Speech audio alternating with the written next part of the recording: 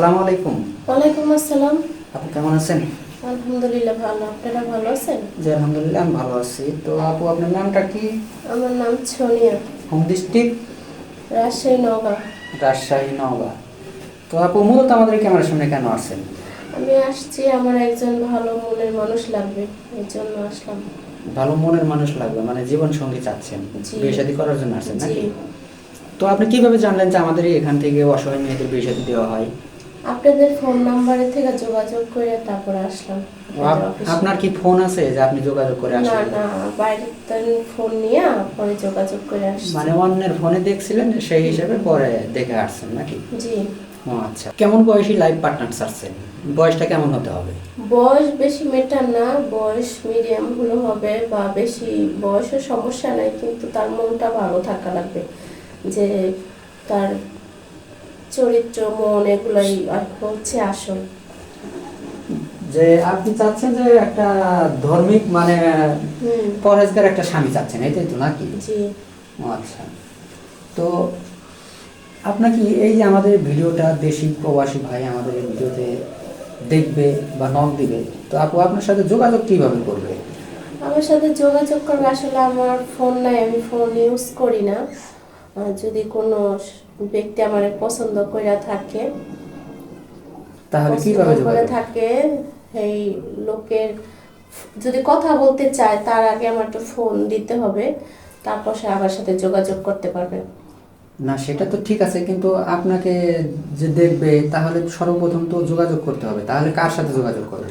আপনাদের নাম্বার দেওয়া থাকবে, ওই নাম্বারে যোগাযোগ করবে, পরে আপনারা আমার আনাইবেন ফোন দিয়া, আমার কাকার নাম্বার দিয়া যাবো এখানে। ও আচ্ছা, মানে আমাদের নাম্বার দেওয়া থাকবে, সেই নাম্বারে যোগাযোগ করলে আপনাকে হ্যাঁ। আমরা ডেকে দিব, এটাই তো? জি জি। ও আচ্ছা। তো আপু আপনি তো দেখতে শুনতে অনেক মাশাআল্লাহ সুন্দর, তো আপু আপনি কি কখনো প্রেম করছিলেন? প্রেম করি না, আসলে অনেকজনই অফার দেয় প্রেমের জন্য, কিন্তু আমি প্রেম করি না, প্রেমে বিশ্বাস হয় না। অনেকজনে তো মনে করেন প্রেম করে মজা নেওয়া জায়গা, তো এই জন্য আমি আর প্রেম প্রেম করতে চাই না। আমি একবারে সরাসরি বিয়ে করতে চাই, বিয়ে করবো যারে তার সাথেই, তাকে ভালোবাসবো। জি জি বুঝতে পারছি যে 5 মিনিটের দায়িত্ব সবাই নিতে চায়, কিন্তু সারা সারা জীবনের জীবনের দায়িত্ব কেউ কেউ নিতে নিতে চায় না। চায় না। জি জি অনেক সুন্দর করে বলছেন। তো আপু আপনি এই কথাটা যে বললেন, তো আপু আপনি যদি বিয়ে শাদী হয় আপনি কি একটা পুরুষে আসক্ত থাকবেন নাকি অধিক লাগবে? আমি চেষ্টা করবো এক পুরুষের আসক্ত থাকারই। চেষ্টা আমার করবেন? হাজবেন্ড যদি আমাকে সুখে রাখতে পারে, তো আমি তো একজনেরই থাকবো না। জি জি। তো আপু আপনি শিক্ষাগত যোগ্যতা কতটুকু? আমি 8 পর্যন্ত লেখাপড়া করছি। 8 পর্যন্ত লেখাপড়া করছেন। তো জি। যাই হোক, এখন আপনার জীবনের কিছু কষ্টের কথা তুলে ধরেন।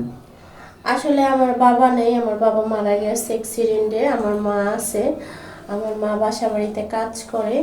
আর হচ্ছে আমার আমার এলাকায় যৌতুক দিয়ে বিয়ে করতে হয়, তা এত টাকা যৌতুক দিয়ে আমার আম্মু আমার বিয়ে দিতে পারবে না। এই জন্য আপনাদের কাছে আসা হলো, যদি কোনো হৃদয়বান ব্যক্তি থাকেন তাহলে আমার বিয়ে করতে পারেন, কিন্তু লোক ভালো হতে হবে, মন পরিষ্কার, সৎ হতে হবে।